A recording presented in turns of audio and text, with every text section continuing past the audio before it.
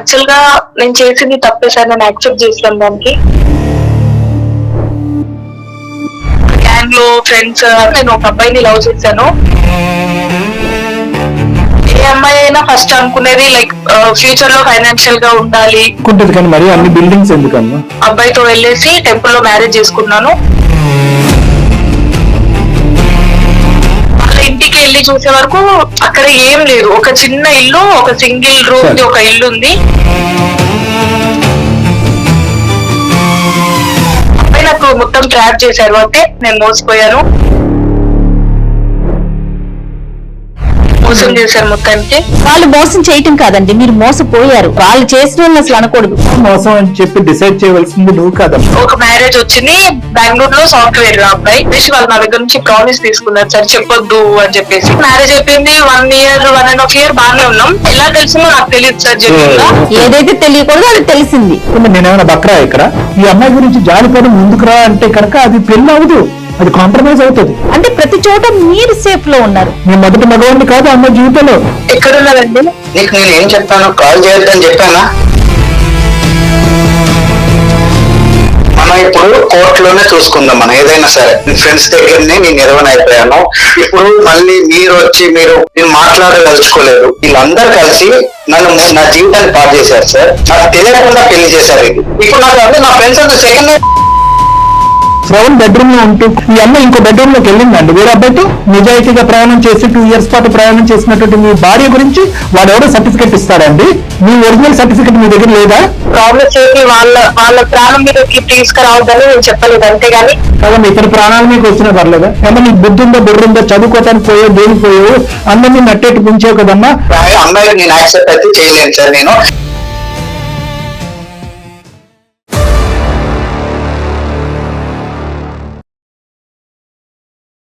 Anu's skin and hair clinic సమర్పించు అందమైన జీవితం కార్యక్రమానికి స్వాగతం. నమస్తే కళ్యాణ్ గారు. కళ్యాణ్ గారు, మహతి అనే ఒక అమ్మాయి మనకు మెయిల్ చేశారండి. అసలు ఎలా ఎక్స్ప్లెయిన్ చేయాలో కూడా నాకు నిజంగా అర్థం కావట్లేదు. వైఫ్ అండ్ హస్బెండ్ ఇష్యూ అండి. తనకి ఏం చేయాలో అర్థం కాక మనకి మెయిల్ చేసిందండి. పేరు మహతి. ఒకసారి కాల్ చేయమంటారా? హలో, నమస్తే అండి మహతి గారా? అవునండి, మీరెవరు? నేను జయానండి, సుమన్ టీవీ అందమైన జీవితం ప్రోగ్రామ్ నుంచి కాల్ చేస్తున్నాను. గుడ్ ఆఫ్టర్నూన్ అండి. నాతో పాటు డాక్టర్ కళ్యాణ్ చక్రవర్తి గారు ఉన్నారు. ఒకసారి మాట్లాడతారా? Good afternoon sir. భార్య భర్తలు విడిపోయే పరిస్థితి వరకు వచ్చిందని మేడం అన్నారు కాబట్టి కొద్దిగా స్పీడ్ లో కాల్ చేసాం మేము. అవును సార్, చెప్పమ్మా. యాక్చువల్ గా నేను చేసింది తప్పే సార్, నేను యాక్సెప్ట్ చేస్తాను దానికి. తప్పు అలా చేసినందుకు నేను ఇప్పుడు చాలా రిగ్రెట్ ఫీల్ అవుతున్నాను. ఆ బాధలో నుంచి నేను బయటికి రావడానికి నాకు అసలు అవ్వట్లేదు. లైక్ నా లైఫ్ ఇలా అయిపోయింది అని చెప్పేసి. హైదరాబాద్ సార్ మాది. సో నేను ఇక్కడ కోచింగ్ తీసుకుంటా ఉన్నాను సార్. ఏం కోచింగ్ తీసుకుంటున్నారు? కోచింగ్ తీసుకుంటున్నాను. ఓ నైస్. ఓకే. లైక్ ఒక గ్యాంగ్ లో ఫ్రెండ్స్ అది ఇది. ఇంకా ఆ టైంలో నేను ఒక అబ్బాయిని లవ్ చేశాను. ఓకే. రిలేషన్ లో ఉండి 2-3 years బాగానే ఉన్నాం కలిసి.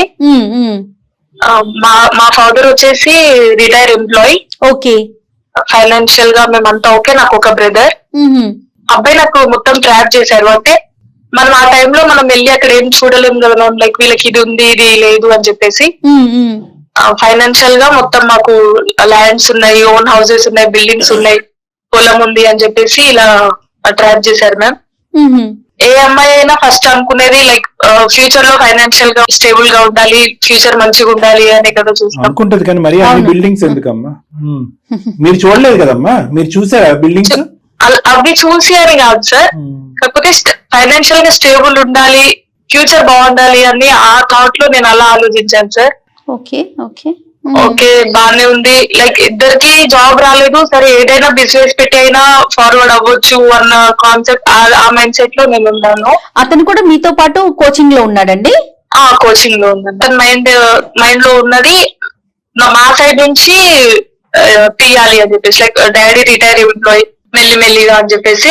సో అప్పుడు నాకు 24 years ఫ్రెండ్స్ హెల్ప్ తో మేము మా ఇంట్లో చెప్పాను నేను ఇట్లా చేసుకుంటా అంటే. ఇంట్లో ఒప్పుకోలేదు. ఇంట్లో ఒప్పుకోవడంతో నేను అబ్బాయితో వెళ్ళేసి టెంపుల్ లో మ్యారేజ్ చేసుకున్నాను.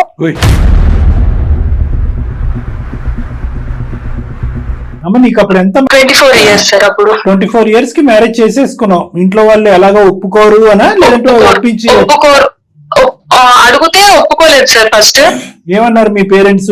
వాళ్ళు నచ్చలేదు, మేము మంచి సంబంధం తీసుకొస్తాం, మేము ఇంత చదివించింది నీ ఇష్టంగా నువ్వు చేసుకోవడమా, వద్దు మేము చేపిస్తాం ఆగు అని చెప్పేసి చెప్పినా, నేను లేదు అబ్బాయి కావాలి, నేను అబ్బాయితో తిరిగాను. మీరు పట్టుపట్టారు కానీ అది ఒప్పుకోకపోవటం వల్ల మీరు వెళ్ళి ఎక్కడ చేసుకున్నారా? టెంపుల్ లో చేసుకున్నాం సార్. ఓకే, అబ్బాయి సైడ్ వాళ్ళు ఒప్పుకున్నారా ఒప్పుకోలేదు ఆ పేరెంట్స్? అంటే మా పేరెంట్స్ ఎప్పటికైనా ఒప్పుకుంటారు, నేను ఒక్కడినే కొడుకుని కదా, వాళ్ళు వద్దన్నారు, ఒప్పుకుంటారు అని చెప్పేసి ఒప్పించారు సార్. సో ఓకే అని చెప్పేసి చేసుకున్నాను. ఒక 15-20 days కలిసి ఉన్నాం.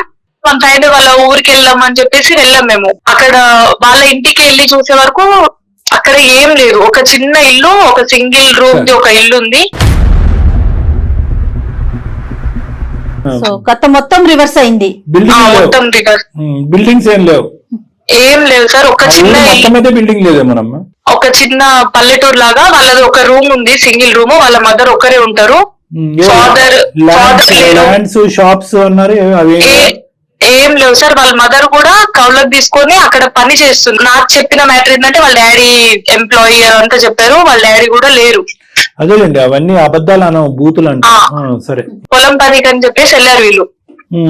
ఇంటి పక్కన వాళ్ళు అట్లా వాళ్ళు వచ్చి అప్పుడు చెప్తున్నారు, వీళ్ళకి ఏం లేదు, నువ్వు చూడడానికి ఇట్లా చదువుకున్న అమ్మాయి, నువ్వు ఇట్లా ఎట్లా నమ్మేసి వచ్చావని వాళ్ళు చెప్తే, అప్పుడు నేను కొంచెం రియలైజ్ అయ్యి నా తప్పు అయింది అని చెప్పేసి నేను మా పేరెంట్స్ కి కాల్ చేసి చెప్పాను, ఇలా ఇలా నేను మోసపోయాను, నా తప్పు అయింది, మీరేం చేసినా నేను యాక్సెప్ట్ చేస్తాను, నేను ఇక్కడ ఉండలేను అని చెప్పేసి చెప్తే మా డాడీ వాళ్ళు తీసుకెళ్లారు నన్ను వచ్చి. నేను డైరెక్ట్ ఏం వెళ్ళిపోలేదు. ఆ అబ్బాయి వచ్చాక నేను అడిగాను, నన్ను ఇంత మోసం చేసావు, నేను ఎట్లా ఉండాలి, నువ్వు ఇప్పుడే ఇంత అబద్ధాలు ఆడుతున్నావు అంటే నా ఫ్యూచర్ ఏంది అని అడిగితే, అవును మాకేం లేదు, నేను చేసుకున్నాం, మీ డాడీకి ఉంది, నువ్వు ఆస్తి తీసుకురా, మనం హ్యాపీగానే ఉంటాం, నాకైతే ఇంతే ఉంది, ఉంటే ఉండు లేకపోతే వెళ్ళు అన్నట్టు మాట్లాడాడు. ఈ slowly trying to depend on you for financial reasons, అంతే కదా? అవును సార్, డైరెక్ట్ చెప్తున్నారు, అవును ఆడింది అబద్ధం, మీ ఫాదర్ రిటైర్ అయ్యారు, ఫైనాన్షియల్ గా మీకు ఓకే ఉంది, నువ్వు కట్నం తీసుకొస్తే మనం దాని వల్ల ఏమన్నా బిజినెస్ పెట్టి మనం గ్రో అవుదాం అన్నట్టు మాట్లాడుతున్నాం. సో అప్పనంగా మహతి దొరికింది అనుకున్నాడు చక్కగా. అవును మేడం, మోసం చేశారు మొత్తానికి. సో వాళ్ళు మోసం చేయటం కాదండి, మీరు మోసపోయారు. మీరు వాళ్ళు చేసిన వాళ్ళు అసలు అనకూడదు. అది నేను చేసిన తప్పు మ్యామ్, నేను అది యాక్సెప్ట్ చేస్తాను. ఇంకా పేరెంట్స్ కి కాల్ చేసి నేను వచ్చేసాను, నా తప్పు అయింది, తెలియక చేశాను నేను, అది నా తప్పు అని చెప్పేసి వాళ్ళకి సారీ చెప్పేసి అయిపోయింది. మా పేరెంట్స్ కూడా అబ్బాయికి కాల్ చేసి వార్న్ చేసేసి వదిలేశారు ఇంకా అక్కడికి. డాడీకి హెల్త్ ఇష్యూస్ బాగాలేకపోవడం వల్ల ఇంకా నాకు మళ్ళీ ప్రపోజల్స్, మ్యారేజ్ ప్రపోజల్స్ అవి వస్తా ఉన్నాయి. వీళ్ళు చూస్తా ఉన్నారు మ్యారేజెస్, ఇంకా చేసుకోవాలి, ఒక ఆడపిల్ల ఇన్ని రోజులు ఇంట్లో కూర్చోవద్దు, ఇంకా ఉండొద్దు, జనాలు ఏదేదో అంటారు అని చెప్పేసి ఇంకా మళ్ళీ మ్యారేజెస్ చూస్తా ఉన్నారు వీళ్ళు. అమ్మా ఇప్పుడు అబ్బాయి తర్వాత నువ్వు కట్ చేసుకుని ఇక్కడికి వచ్చేసిన తర్వాత మీ పేరెంట్స్ పెద్ద రియాక్ట్ అవ్వలేదమ్మా ఈ సబ్జెక్ట్ మీద? అబ్బాయి తప్పు చేశారు కాబట్టి అతన్ని వార్న్ చేశారు సార్. అక్కడి నుంచి విత్డ్రా అయిపోయాడా, ఇంకా అతనితో కనెక్షన్ లేదు? కొంచెం ఫస్ట్ భయపెట్టించారు, తర్వాత క్లియర్ గా వార్న్ చేసి వాళ్ళ పేరెంట్స్ కి అట్లా చెప్పడంతో ఇంకా రాలేదు. లైక్ అతని మిస్టేక్ ఉంది కాబట్టి మరి ఇంకా రాలేదు, ఏం కాంటాక్ట్ అవ్వలేదు, ఇంకా అప్పటి నుంచి ఏం కాంటాక్ట్ లో లేదు సార్. తర్వాత మరి మీ స్టడీస్ ఏం చేశారండి? స్టడీస్ ఏం పోలేదు మ్యామ్, ఇంకా ఇంట్లో ఉన్న మ్యాచెస్ వస్తా ఉన్నాయి మ్యామ్. ఫస్ట్ ఒక మ్యాచ్ వచ్చింది, ఇంకా పెళ్లి చూపులో నేను చెప్పేశాను అబ్బాయితో, నాకు పాస్ట్ ఇలా ఉంది, సో అండ్ సో మీకు ఓకే అయితేనే చేసుకోండి అని చెప్పేసి చెప్పాను. వాళ్ళు వద్దని చెప్పేసి వెళ్ళిపోయారు. వద్దన్నారండి? వద్దని చెప్పేసి వెళ్ళిపోయారు. ఏమో ఈ అంశం ఎలాగ తెలుస్తుంది అనే ఉద్దేశంతో ఈ అమ్మాయి 10% చెప్తుందేమో, ఇంకా 90% ఉందేమో అన్నట్టే ఆలోచనతో ఉంటారు. కాబట్టి marriage is once A life time affair కాబట్టి ఎవరు రిస్క్ తీసుకోవడానికి ఇష్టపడరు. అలా ఎంతమందికి చెప్పావమ్మా?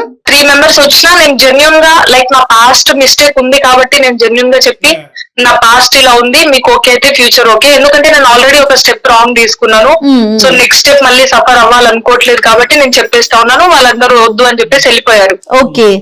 మా డాడీ అడిగారు ఎందుకు ఇట్లా క్యాన్సిల్ అవుతున్నాయి, ఏంది రీజన్ అని చెప్పేసి అడిగితే నేను చెప్పాను, డాడీ నేను ఇట్లా చెప్తున్నా, ఇట్లా పాస్ట్ ఉంది అని అంటే, ఇంకా మా డాడీ మమ్మీ వచ్చి ప్రామిస్ చెప్పేసుకొని ఫస్ట్ కొంచెం అరిచి, అట్లా చెప్తే ఎలా, ఇంకా ఫ్యూచర్ అవ్వాలి, ఎవరేమో కరెక్ట్ ఉండరు, అయిపోయింది, ఇంకా అది పాస్ట్ అందరికి ఇట్లా చెప్తా ఉంటే కరెక్ట్ కాదు అని చెప్పేసి వాళ్ళు నా దగ్గర నుంచి ప్రామిస్ తీసుకున్నారు సార్, చెప్పొద్దు అని చెప్పేసి. Okay okay, couple of questions అమ్మా. మీ ఇద్దరి యొక్క ప్రేమ గానీ, మీ ఇద్దరు పెళ్లి చేసుకోవటం ఇలాంటివన్నీ కూడా మీ కామన్ ఫ్రెండ్స్ గానీ ఎవరికైనా పబ్లిక్ కి తెలుసా? తెలుసు సార్, లైక్ నా పాస్ట్ ఉంది, మా ఫ్రెండ్స్ హెల్ప్ తోనే నేను వెళ్ళి టెంపుల్ లో మ్యారేజ్ చేసుకున్నాను. ఫోటోస్, వీడియోస్ ఇవన్నీ ఉన్నాయండి? ఆ ఫొటోస్ అవి ఉన్నాయి మ్యామ్. మీ పేరెంట్స్ ఇచ్చినటువంటి వార్నింగ్ తో అంత ఈజీగా కట్ అయిపోతాడని నేనైతే అనుకోలేదమ్మా. మరి నువ్వే చెప్పాలి, అంత ఈజీగా కట్ ఆఫ్ అయిపోయాడా లేదంటే టెంపరీగా సైలెంట్ అయిపోయి బ్యాక్గ్రౌండ్ లో నుంచి అంతా చూసి వచ్చిందల్లా చెడగొట్టేటటువంటి పనిలో ఉన్నాడా అనేది మనం ఎందుకంటే ఎలా అయిపోతాడు మేడం? పిఎస్సి మీద ఎఫర్ట్ పెట్టాడో లేదో తెలియదు కానీ నిన్ను పటాయించడంలో, నిన్ను బొట్టులో వేయటంలో చాలా సూపర్ 110 కాన్ఫిడెన్స్ తో ఊరు పట్టుకెళ్ళాడు 15-20 రోజుల తర్వాత. నార్మల్ గా ఎవరిని ఏమని చెప్తారు, ఖచ్చితంగా బలపడి బంధం బలపడి నువ్వేదో కన్సీవ్ అయిపోయి ఇంకా లైఫ్ లాంగ్ కమిట్ అయిపోయేంత వరకు ఒక దూరంగా ఉంచి తర్వాత ఎక్స్పోజ్ చేస్తారు రియాలిటీకి. ఆ పిక్చర్ ఓవర్ కాన్ఫిడెన్స్ తో ఏం చేశాడంటే నిన్ను అక్కడికి ఏకంగా పట్టుకెళ్ళిపోయాడు. నువ్వు అతను ఏమనుకున్నాడంటే ఇంకెక్కడ పోతుందిలే, అమ్మ నాన్న అందరినీ వదులుకున్న ఆయన కథలే వచ్చింది కుక్కతోకలాగా ఎక్కడ పోతుందిలే అన్నట్టుగా అతను అనుకున్నాడు. అతనికి ఒక దెబ్బ తగిలింది, గాయం అయింది. పేరెంట్స్ ఎంత వార్నింగ్ ఇచ్చినా కూడా అతనికి ఉంటుందమ్మా మానసికంగా. ఇప్పటికీ నేను యాక్సెప్ట్ చేశాను, లైక్ ఓకే ఫైనాన్షియల్ కాదు, అబ్బాయి బాగుంటే ఓకే ఉందాం అన్నట్టే నేను ఉన్నాను సార్. కానీ ఎప్పుడైతే అతను ఉంటే ఉండు పోతే పోలే నా దగ్గర నుంచి ఫైనాన్షియల్ గా ఎక్స్పెక్ట్ చేస్తున్నారు అని తెలిస్తే అప్పుడు రియలైజ్ అయ్యి నేను ఇంకా పేరెంట్స్ కి చెప్పేసాను. చెప్పకుండా చేసుకున్న సంబంధం ఏదైనా ఉందమ్మా మీరు? ఒక మ్యారేజ్ వచ్చింది బెంగళూరులో, సాఫ్ట్వేర్ అబ్బాయి. కానీ అబ్బాయి చాలా మంచోడు సార్. మెయిన్ ఏంటంటే అబ్బాయికి ఇట్లా అమ్మాయికి ఇట్లా ఉంది ఇవన్నీ ఏం నచ్చవు. సో నేను ఇటు అబ్బాయికి నేను చెప్పలేను, ఇటు సైడ్ పేరెంట్స్ ప్రామిస్ బ్రేక్ చేయలేను. నచ్చవు, ఏం నచ్చవు, అదేం లేవు. పాస్ట్ లోపల ఒక గిల్ట్ ఉంది, అతన్ని నేను మోసం చేయలేను. అదేలేండి, బికాస్ అతను ఈజీగా అర్థమైపోతుంది అతని మైండ్ సెట్ ఏంది ఇది అని చెప్పేసి అంత ఓపెన్ గా నాకు చెప్తా ఉన్నారు. అతను దాచిపెట్టలేరు అని చెప్పి ఓపెన్ గా చెప్తే కనుక వచ్చినటువంటి మంచి జెన్యున్ గా ఉన్న అబ్బాయి వెళ్ళిపోతాడేమో అని భయం. ఇంతకు ముందు వెళ్ళిపోతారని భయం కాదు సార్, మెయిన్ గా నేను పేరెంట్స్ కి ఇచ్చిన ప్రామిస్ పేరెంట్స్ చెప్పొద్దు అని చెప్పేసి. పేరెంట్స్ కి ఇచ్చిన ప్రామిస్ వల్ల ఇంకో సంబంధం పాడవుతే ఇంక రావు మనకి అనే ఉద్దేశంతో అలా. ఓకే, గాట్ ఇట్ అమ్మా. అవును సార్. సో ఇటు పేరెంట్స్ ది నేను ప్రామిస్ బ్రేక్ చేయలేరు. ఇంకా వాళ్ళు ఇంకా డిప్రెషన్ లోకి వెళ్ళిపోతున్నారు, అందరు ఇలానే వెళ్ళిపోతున్నారు ఇట్లా చెప్పేస్తుంది అని. మ్యారేజ్ అయిపోయింది 1 year 1.5 year బాగానే ఉన్నాం. మ్యూచువల్స్ వల్ల సంథింగ్ ఒక ఎక్స్ పర్సన్ వల్ల ఎలా తెలిసిందో నాకు తెలియదు సార్. జెన్యూన్ గా ఏదైతే తెలియకూడదు అది తెలిసింది. ఇంటర్నల్ గా ఎంత సఫర్ అవుతున్నా, నేను ఎంత టార్చర్ అనుభవిస్తున్నా నా ఒక్కదానికే తెలుసు సార్ అది. బికాస్ నేను డైలీ ప్రేయర్ చేసేదాన్ని, లైక్ తెలియదు హ్యాపీగానే ఉన్నాం, నాకైతే ఏం లేకుండా బాగానే చూసుకుంటున్నారు, అంతా ఓకే ఫైన్ అంతా బాగానే ఉంది. కాకపోతే ఇది ఒక్క చిన్న మిస్టేక్, చిన్నది కాదు, లైక్ నేను యాక్సెప్ట్ చేశారా ఈ మిస్టేక్ వల్ల నా ఫ్యూచర్ మళ్ళీ ఏమైతుందో అని చెప్పేసి అదొక భయం ఉండిపోయింది నాకు.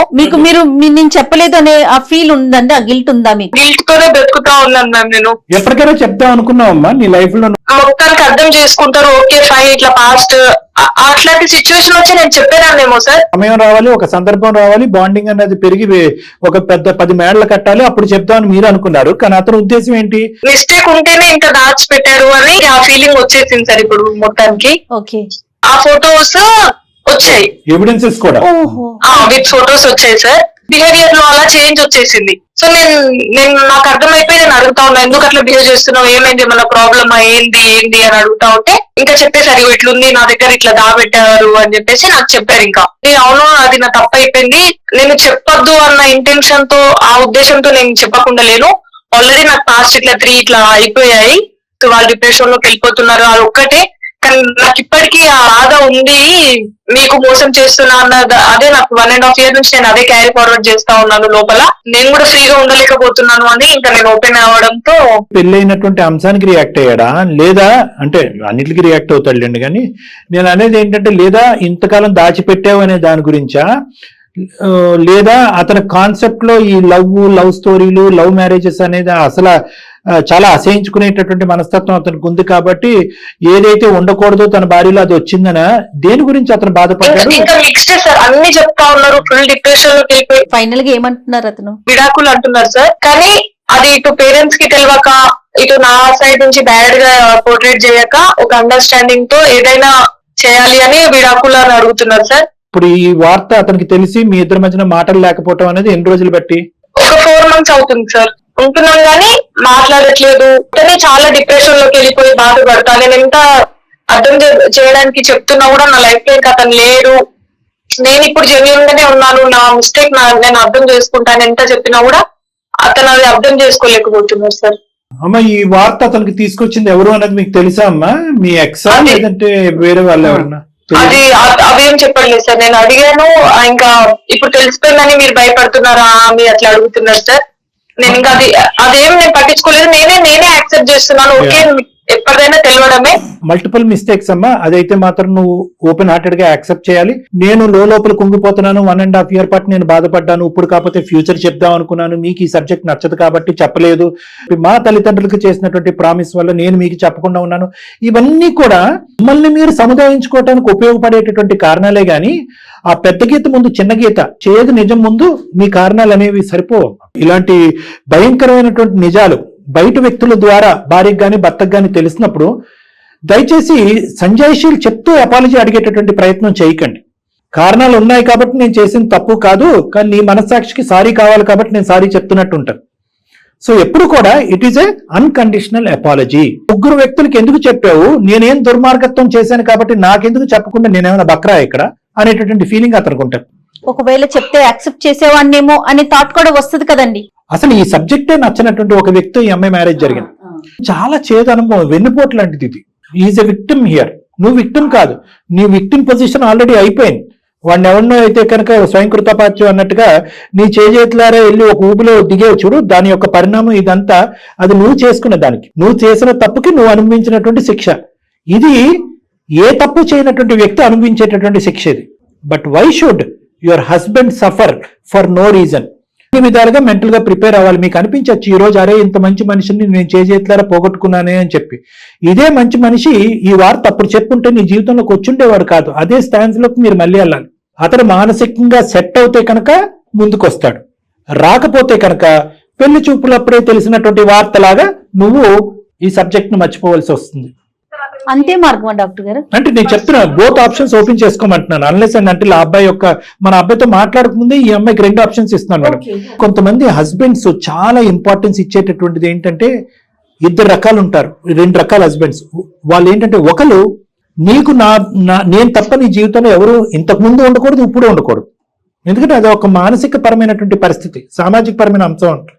అదేంటంటే గతం కదా, ఈ రోజుల్లో బ్రాడ్ మైండెడ్ గా ఉండాలి కదా అని మీరు అనొచ్చు. కానీ కొంతమంది మైండ్ సెట్ లో ఉంటారు. ఇక్కడ ఈ అమ్మాయి ఏంటంటే 2వ అంశం కూడా చూపెట్టేస్తుంది అతనికి. ఏంటి, నేను ఒక వ్యక్తితో కలిసి ప్రయాణం చేయటం కాదు, ఆబ్వియస్లీ పెళ్లి చేసుకోవటం, శారీరకపరమైనటువంటి ఫిజికల్ ఇంటమసీ.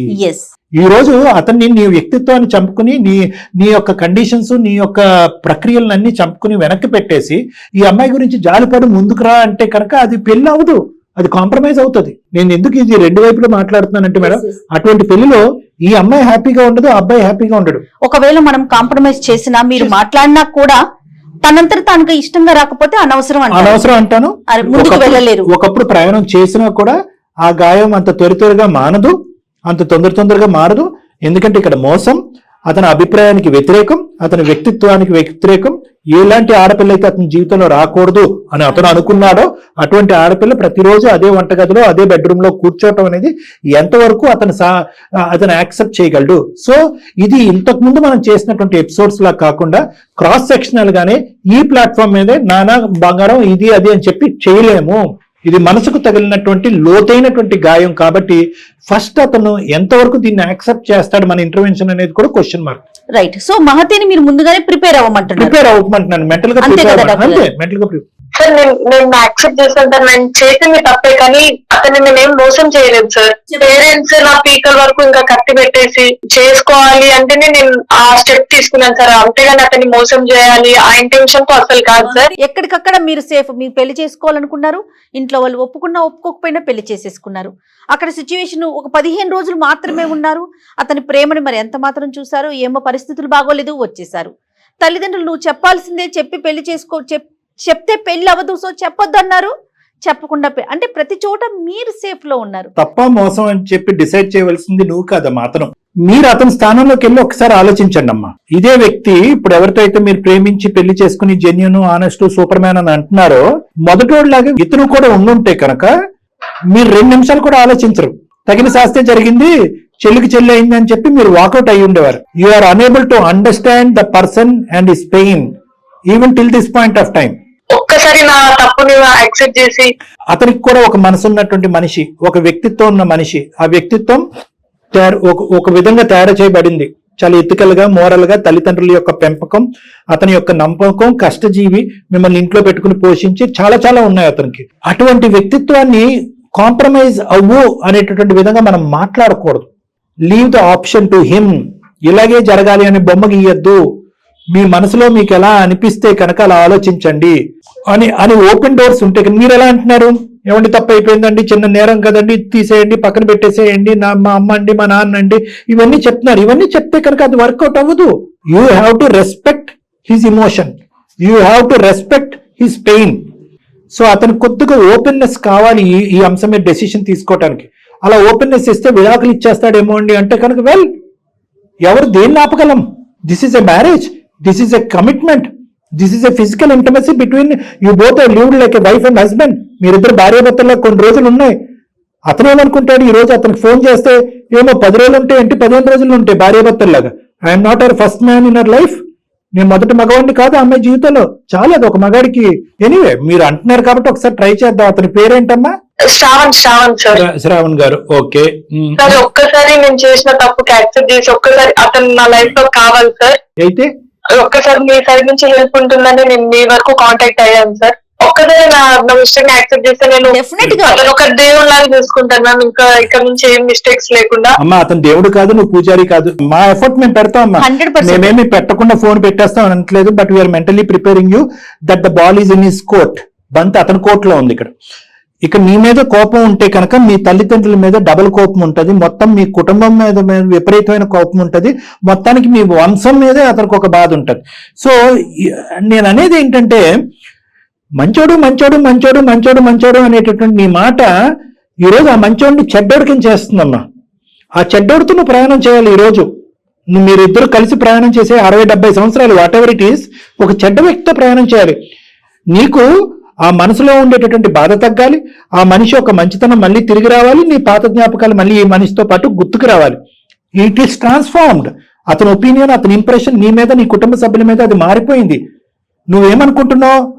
అతను యాక్సెప్ట్ చేయాలి ఈ పెళ్లిని.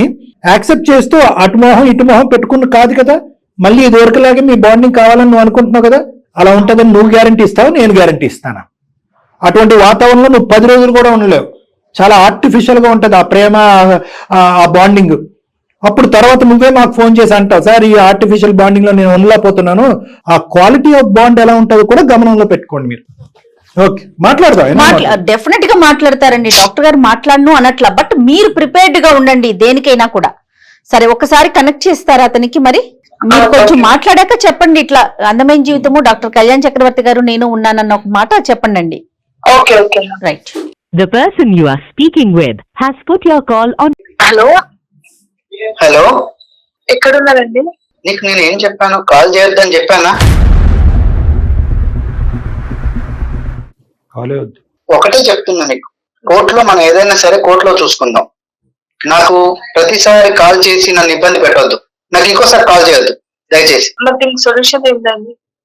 సొల్యూషన్ ఏముంది? ఏం లేదు. మనం ఇప్పుడు కోర్టులోనే చూసుకుందాం మనం ఏదైనా సరే. సుమన్ టీవీ నుంచి నేను అందమైన జీవితానికి మెయిల్ చేశాను. ఒక్కసారి సార్ వాళ్ళు మాట్లాడతారట, ఒక్కసారి మాట్లాడండి. కాదు, ఇప్పటికే ఫ్రెండ్స్ దగ్గర తగ్గిపోయింది. ఇప్పుడు మళ్ళీ పబ్లిక్ అంతా మొత్తం తెలిసేలాగా చేస్తావా మన సంసారాన్ని? శ్రావణ్ గారు నమస్తే సార్. డాక్టర్ కళ్యాణ్ చక్రవర్తి అండి. మన సీనియర్ హోస్ట్ జయ మేడం కూడా ఇక్కడ ఉన్నారు. ఒక రాయి విసురుతున్నాం అంతే ఇక్కడ మేము. అసలు ఏమీ కూడా ఇలా జరుగుతుంది అనేటటువంటి ఉద్దేశంతో గానీ, ఇలా జరగాలి అనే ఆలోచనతో గానీ మేము మొదలు పెట్టినటువంటి ఒక ఎపిసోడ్ లో, ఎన్నో ఎపిసోడ్ లో ఇది ఒకటి, చాలా తక్కువ ఎపిసోడ్ లో ఇది ఒకటి. అంటే ఇక్కడ మీరెంత మనస్తాపం చెందుంటారు, మీరెంత భావోద్రేకానికి లోనై ఉంటారు, ఎంత బాధపడి ఎంత కుంగిపోయి ఉంటారు అనేటటువంటిది ఆ అమ్మాయికి ఇప్పటి వరకు ఎంత అర్థమైందో లేదో మాకు తెలియదు. కానీ మేమైతే మాత్రం చాలా విడమర్చి చాలా వివరంగా అమ్మాయికి తెలియపరచడం జరిగింది. సో దయచేసి ఒక్క 2 నిమిషాలు మీ భావన ఏంటి, మీ ఆలోచన ఏంటి, మీ బాధ ఏంటి అనేది ఒక్కసారి మేము వినాలి అని అనుకుంటున్నాం.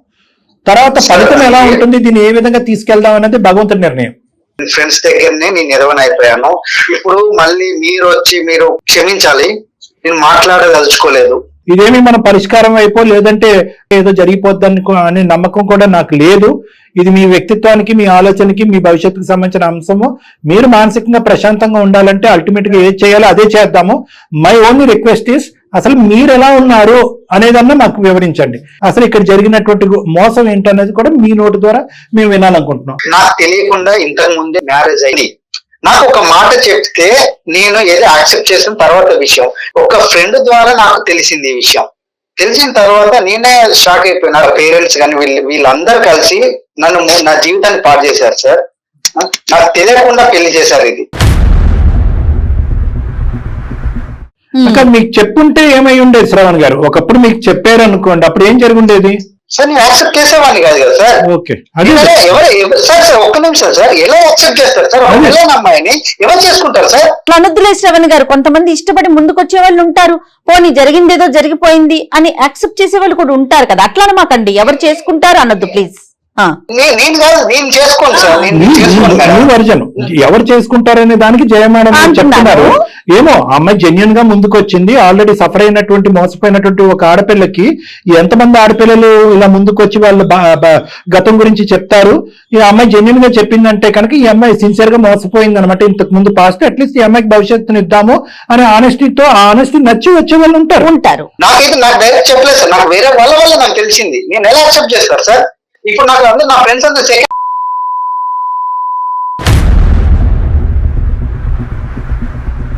ఎలా సార్ వాళ్ళ ముందు ఎలా తలెత్తుకోవాలి నేను? ఎటువంటి స్నేహితుడు వచ్చి ఒక ఆడపిల్ల యొక్క పచ్చని జీవితంలో ఇలా నిప్పులు పోస్తాడండి? ఇది నెంబర్ 1. ఎవడండి వాడు చెప్పాడు?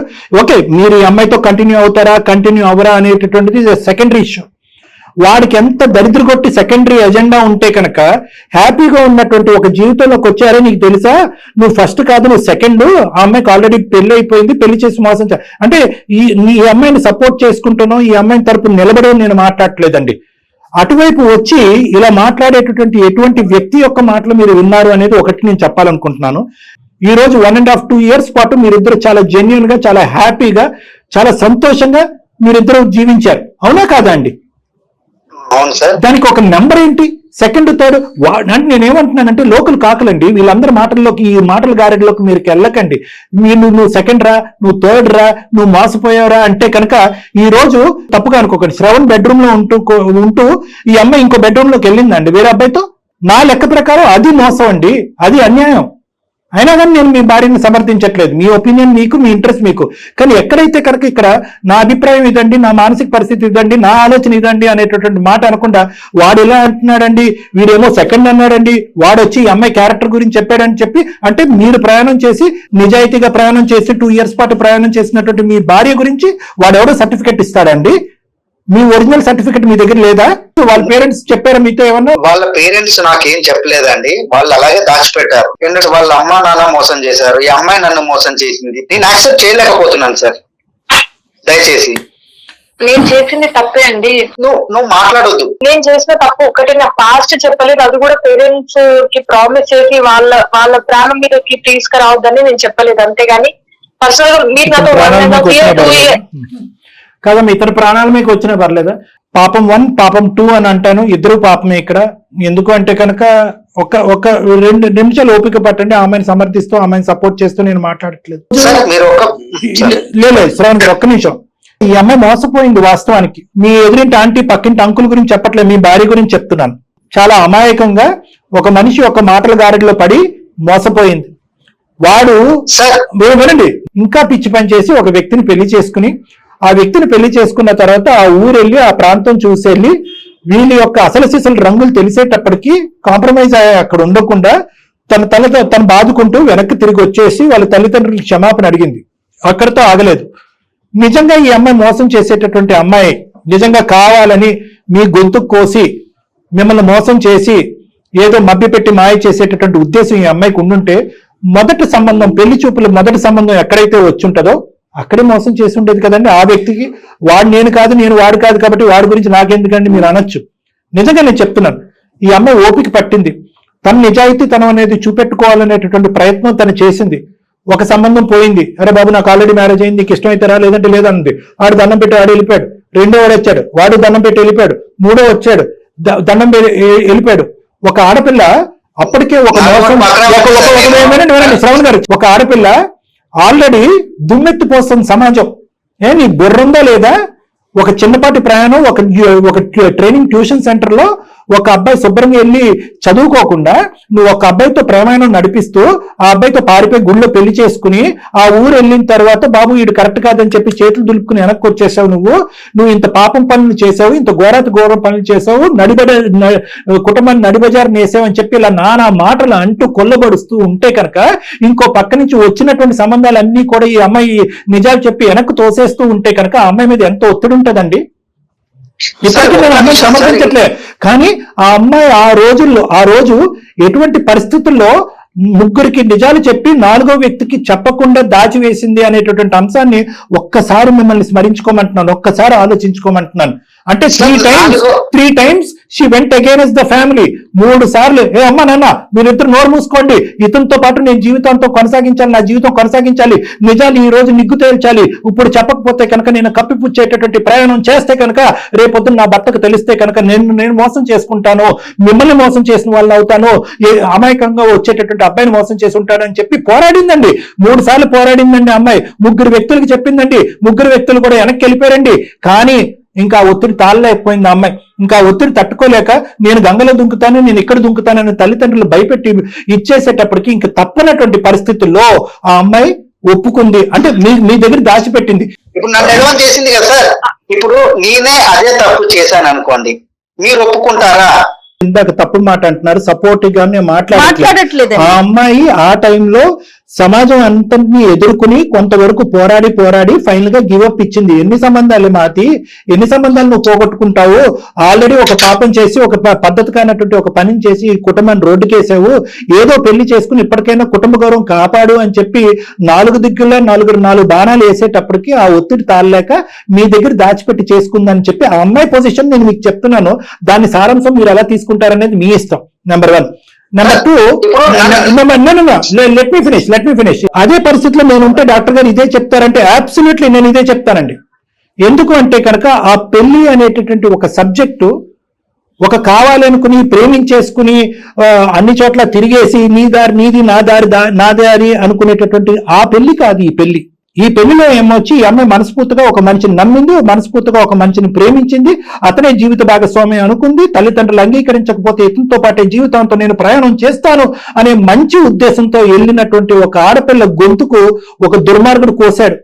మోసపోయింది. మీరు అనొచ్చు ఈ రోజు ఎలా నమ్మిందండి అని. మేము అమ్మాయికి చివాట్లు వేసాం ఇందాక మిమ్మల్ని ఫోన్ కలవకముందు. ఏమన్నా నీకు బుద్ధి ఉందా, బుర్రుందా, చదువుకోవటానికి పోయావు, దేనికి పోయావు, అందరినీ నట్టేట్టు ముంచావు కదమ్మా అని చెప్పి ఇందాక కూడా మేము చెప్పాం. కానీ at the end of the day ఆ సబ్జెక్ట్ యొక్క సారాంశం ఏంటంటే ఆ అమ్మాయి గుడ్డిగా ఒక వ్యక్తిని నమ్మి మోసపోయింది. ఇప్పుడు గుడ్డిగా నమ్మి మోసపోవడానికి ఆమె అన్ఎడ్యుకేటెడ్ కాదు కదా సార్, చదువుకున్న అమ్మాయి కదా. ఎడ్యుకేషన్ నిజంగా అలాంటి వాటికి అన్నిటికీ ఇమ్యూనిటీ వ్యాక్సినేషన్ ఇస్తే కనుక అసలు మోసం జరగదండి. ఏవయ్యా నువ్వు జీవితాంతం మోసపోకూడదు అంటే కనుక నువ్వు బీకామ్ చదివిన తర్వాత ఎంకామ్ చేయి, లేదంటే బీబీఏ తర్వాత ఎంబీఏ చేయి అని చెప్పొచ్చు. అవి కాదు కదండి, చదువు అలాంటిది కాదు కదా. మోసపోవటానికి అవతలి యొక్క ఒక చాకచక్యం, అవతలి వ్యక్తి యొక్క గుంటనొక్క తెలివితేటలు, అవతలి యొక్క వ్యక్తి యొక్క మోసపూరితనం, ఆ ముగ్గురులో నేను ఒకడిని అయి ఉంటే నేను సంతోషించేవాడిని అని చెప్పి మీరు అనొచ్చు. ఇప్పుడు కోర్టులను చూసుకుందామని అమ్మాయికి చెప్పి అమ్మాయికి నేను యాక్సెప్ట్ అయితే చేయలేను సార్. నేను నిజాయితీగా చిన్నప్పటి నుంచి చాలా నిజాయితీగా పెరిగాను, అలాగే బ్రతకాలని అనుకుంటున్నా. మీరు నన్ను మూర్ఖుడు అనుకోండి, పిచ్చోడు అనుకోండి, ఏదైనా అనుకోండి సార్, నేనైతే యాక్సెప్ట్ చేయలేను సార్. డాక్టర్ గారు మాట్లాడిందంతా మళ్ళీ మీరు రీకలెక్ట్ చేసుకున్నాక ఆలోచించే అవకాశం ఉందా? ఇంతకంటే ఎక్కువ మాట్లాడలేను సార్. Thank you. అది కాదండి. అది కాదు శ్రవణ్ గారు హలో, పెట్టేశారమ్మాయినా? మేడం అందుకే ముందే 2 పాయింట్లు చెప్పారు మీకు, మీరు ప్రిపేర్డ్ గా ఉండండి అని చెప్పేసి. నా వంతు ప్రయత్నం నేను చేశానమ్మా. మాక్సిమం నేను ఫస్ట్ ఆఫ్ ఆల్ ఏంటంటే అతనికి ఏం చెప్పానంటే నువ్వు ఎటువంటి పరిస్థితుల్లో అక్కడి నుంచి బయటపడ్డావు అన్నది చెప్పాను. రెండోసారి ఏమని చెప్పాను అంటే కనుక ముగ్గురుతో నిజం చెప్పినటువంటి అమ్మాయి నీతోనే ఎందుకు అబద్ధం ఆడాలి, చెప్పాలి అంటే మొదటి వ్యక్తి దగ్గర నుంచి అబద్ధంతో ప్రయాణం చేయొచ్చు. నిజంగా ఆ ఉద్దేశం. ఎటువంటి ఒత్తిడి నువ్వు కుటుంబంలో తాళలేకపోయావు, ఎటువంటి పరిస్థితులు నువ్వు చూసావు, తల్లిదండ్రుల యొక్క థ్రెట్ గానీ బ్లాక్మెయిల్ గానీ తట్టుకోలేక నువ్వు ఎస్ చెప్పావు దాచిపెట్టడానికి అనేది కూడా అతనికి చెప్పా. కానీ ఇందాక నేను చెప్పినట్టుగా నీ భర్త యొక్క వ్యక్తిత్వం అనేది ఇప్పుడు ఈ సంఘటన బట్టి కాదు మేడం, జయ మేడం, ఈ సంఘటన బట్టి కాదమ్మా, అతని వ్యక్తిత్వంలోనే ఏంటంటే ఇలాంటి సంఘటనలు గాని ఇలాంటి వాటి అంశాలను గాని క్షమించేటటువంటి ఆలోచనతో ఉండేటటువంటి వ్యక్తి కాదు. అలాంటి అంశాలని దరిదాపుల్లో గాని వాటి వాసన కూడా చూడనటువంటి వ్యక్తి. ఇది నెంబర్ 1. రెండోది ఏంటంటే నేను నా భార్య నా కుటుంబం అనే సబ్జెక్ట్ కంటే ఊరు వాడ లోకము స్నేహితులు ఏమనుకుంటారు అనే అభిప్రాయానికి చాలా విలువనిచ్చేటటువంటి ఒక వ్యక్తి, ఒక వ్యక్తిత్వం. అందునుంచి నేను ఇందాక చెప్పినటువంటి మాటకు మళ్ళీ రివర్స్ గేర్ లో వెనక్కి వెళ్తున్నానమ్మా. ఇటువంటి వ్యక్తి ఈ రోజు మనం కౌన్సిలింగ్ చేసి రేపొద్దున లేదా నా క్లినిక్ వచ్చి నేను కౌన్సిలింగ్ చేసి అతను సమజాయించి నాయన బంగారం తండ్రి అని చెప్పి నీతో కలిపినా కూడా క్వాలిటీ ఆఫ్ లైఫ్ ఇక ముందు ఉండదు. ఎందుకంటే అతను అదే సైకిల్తో ఉంటాడు. నా వైఫ్ కరెక్ట్ లేదు, నా వైఫ్ అబద్ధం ఆడింది అనేటటువంటి ఆలోచనతోనే ఉంటావు. అటువంటి వాతావరణంలో నువ్వు సుఖపడవు, అతను సుఖపడ్డు, ఎవరూ హ్యాపీగా ఉంటారు. సో ఈ రోజు అతను అట్లీస్ట్ అతని అభిప్రాయాన్ని బలంగా చెప్పి ఫోన్ పెట్టేశాడు. దానికి నేను హ్యాపీగా ఉన్నాను. ఓకే సార్, ఆలోచిస్తాను సార్, అవునా సార్ అని అనుకుని మళ్ళీ తూతూ మంత్రంగా మళ్ళీ ఇందులో దిగేయడం ముందుకెళ్ళింది అనుకోండి, మీ పడవ ఇలా ఊగుతూనే ఉంటుంది జీవితాంతం. సో నేనేమంటున్నానంటే అట్లీస్ట్ ఈజ్ కన్ఫర్మ్. నేను నిన్ను బాధపడమని అనట్లేదు, నీకు ఒకే మాట చెప్తున్నానమ్మా. నేను ఈ వ్యక్తికి కూడా అప్పుడే నేను నిజం చెప్పుంటే ఈ వ్యక్తి కూడా వెళ్ళిపోయి ఉండేవాడు, అప్పుడే వెళ్ళిపోయి ఉండేవాడు. అప్పుడు వెళ్ళిపోవాల్సిన వ్యక్తి ఇప్పుడు వెళ్ళాడు, ఎటు వచ్చి మధ్యలో ఒక పెళ్లి అనేది జరిగింది. సో దీని అంతటికి తప్పు ఎవరిదైనా ఉంది అంటే కనుక నేను బలంగా చెప్పాలి అనుకుంటే మీ పేరెంట్స్ది. ఏమో 7, 8 వ్యక్తి చేసుకుని ఉండేవాడేమో నిన్ను. అంత పేషెన్స్ లేకుండా వద్దమ్మా దాచిపెట్టేసే అంటే కనుక ఇదేమన్నా చిన్న అంశమా? మీ స్నేహితులందరూ వచ్చి దగ్గరుండి మీ పెళ్లి జరిపించారు. మీ మొత్తం ఇన్స్టిట్యూట్ లో అందరికీ తెలుసు. వాళ్ళ ఊరు వెళ్తే కనుక అబ్బాయి వాళ్ళ ఊర్లో అందరికీ తెలుసు. పోనీ ఆ అబ్బాయి సామరస్యంగా విత్డ్రా అయ్యాడా? కాదు. మీ నాన్న వెళ్ళి అతనికి వార్నింగ్ ఇచ్చి వచ్చి మళ్ళీ మా అమ్మాయి జీవితంలోకి ఎంటర్ అవ్వద్దంటే అతనికి అక్కడ రగిలిపోతూ ఉంటది. ఎవడో ఒక ఫ్రెండ్ పురమాయించాడు. ఆ day 1 చెప్పకుండా day 2 చెప్పకుండా 2 years తర్వాత చెప్పాడు. ఎప్పటికైనా ఈ బాంబు పేలవలసిందే. సో ఇక్కడ కొన్ని తప్పిదాలు అయితే జరిగినాయమ్మా. ఏదన్నా అన్ని కూడా మన మంచికే జరుగుతున్నాయని అనుకోవాలి. సార్ ఇప్పుడు ఎండ్ ఆఫ్ ది డే నా జీవితం నాశనం అయింది నాదే సార్. థ్యాంక్ యూ, మీరు ఇక్కడి వరకు తీసుకొచ్చి నాకు హెల్ప్ చేసినందుకు. అమ్మా నువ్వు ఏడవకపోతే కనుక నేను ఆశ్చర్యపడి ఉండేవాడిని. నువ్వు ఏడుస్తున్నావు, నువ్వు బాధపడుతున్నావు. ఎందుకంటే కనుక ఒక చక్కటి ప్రయాణం నడిచింది. మొదటి నుంచి ఇది హింసతోనో అనుమానంతోనో బాధతోనో భయంతోనో ఉండుంటే కనుక ఈ రోజులో నీ కళ్ళల్లోంచి ఒక కన్నీటి బొట్టు కూడా వచ్చి ఉండేది కాదు. నీకు దండారా బాబు అని విత్డ్రా అయిపోయావు. ఒక మంచి వ్యక్తితో ఉండేటటువంటి ప్రయాణం కాబట్టి ఈ బాధ నీకనే ఉంటదమ్మా. కానీ at the end of the day ఆ 2 years పాటు జరిగినటువంటి మధుర స్మృతులే నీ స్మృతులు. ఎందుకంటే ఇప్పుడు అతనికి ఈ ఆలోచనతో వెనక్కి వచ్చాడు అనుకో నీ జీవితంలో, అదే ఒరిజినల్ శ్రవణం వస్తాడని నమ్మకం నాకు లేదు. అదే ఇందాక నుంచి నేను పదే చెప్తున్నాను. ఏదన్నా నీ మంచికే జరిగిందని నువ్వు ఆలోచించుకోవాలి. మీ పెద్దలతో మాట్లాడాలి, నువ్వు ఇలా జరిగిందని చెప్పాలి.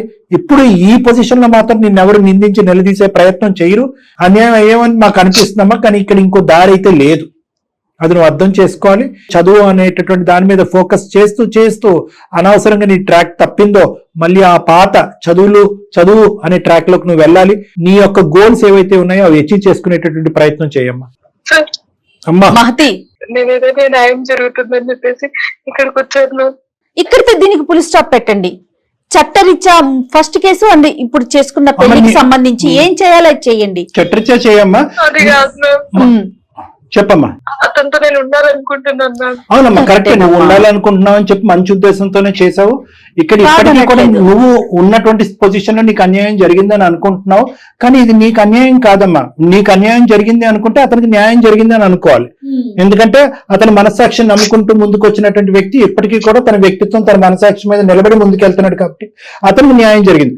ఒకప్పుడు బలవంతంగా ఆ అమ్మాయి చేసింది ఇంతే అని చెప్పి అతని మీద రుద్ది మీ ప్రయాణం ముందు జరుగుంటే కనుక నీకు న్యాయం జరిగినట్టుగా నీకు అనిపించవచ్చు. కానీ అది వాస్తవానికి కరెక్ట్ కాదమ్మా. అప్పుడు కూడా నీకు అన్యాయం జరిగినట్టే. ఎందుకంటే కనుక అసలు శిశులైనటువంటి ఒరిజినల్ శ్రవణ్ రాడు. అదే విధంగా బలవంతంగా మనం ఇందులోకి లాగాం కాబట్టి శ్రవణ్ కూడా అన్యాయం ఫీల్ అవుతాడు. అప్పుడు ఇద్దరికి అన్యాయం చేసిన వాళ్ళం అవుతాం. మాక్సిమం కన్విన్స్ చేశారు డాక్టర్ గారు, కానీ అతని వైపు 1 point కూడా లేదండి. ఓకేమా, బలవంతం చేయకూడదు మనం ఇలాంటి విషయాలు. ఓకేనా, ఆల్ ద బెస్ట్. మీరు మీ ఎగ్జామ్స్ మీ స్టడీస్ ని కంటిన్యూ చేయండి, కాస్త గ్యాప్ తీసుకోండి. మీ లైఫ్ ని నచ్చిన వాళ్ళే వస్తారు మీ దగ్గరికి. ఓకేనమ్మా, ఏడవద్దమ్మా, ఏడవద్దు. బీ స్ట్రాంగ్ అండి.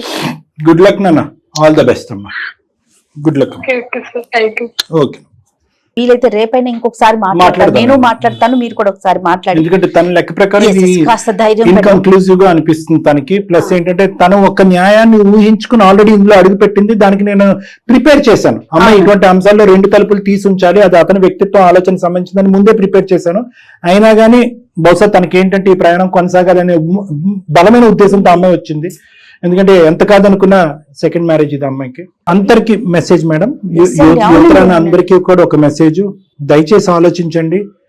ప్రేమ అనేటటువంటి సబ్జెక్ట్ లో భవిష్యత్తు గురించి ఆలోచన లేకుండా, పరిణామాల గురించి ఆలోచించలేకుండా గుడ్డిగా వెళ్ళిపెట్టేటువంటి చాలా మంది యువతి యువకులు. దానికి చదువుతో సంబంధం లేదు. ఇందాక అతను అన్నాడు చదువుకున్న అమ్మాయి కదండి, ఆ మాత్రం ఆలోచించలేదంటే చదువుకి సంబంధం లేదు.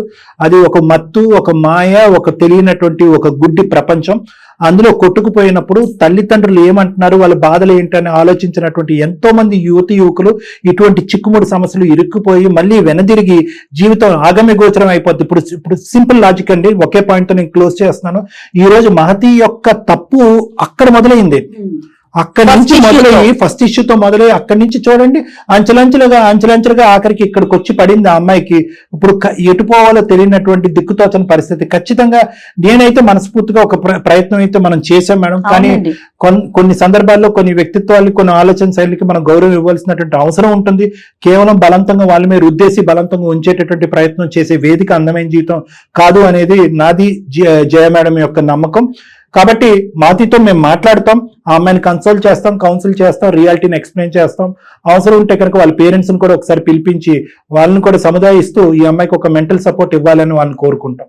కానీ చాలా బాధ అనిపిస్తుంది, కలపలేకపోయాము అయ్యో అన్ని, ఆ బాధ మాత్రం అనిపిస్తుంది ఈ ఎపిసోడ్ కి. నాకైతే మనం ఒకటి అనుకుంటే దైవం ఇంకొకటి అనుకుంటుందంట. ఏదైనా అందరు మంచిగా అనుకుందాం. అంతేనండి. రైట్ డాక్టర్ గారు, నమస్తే.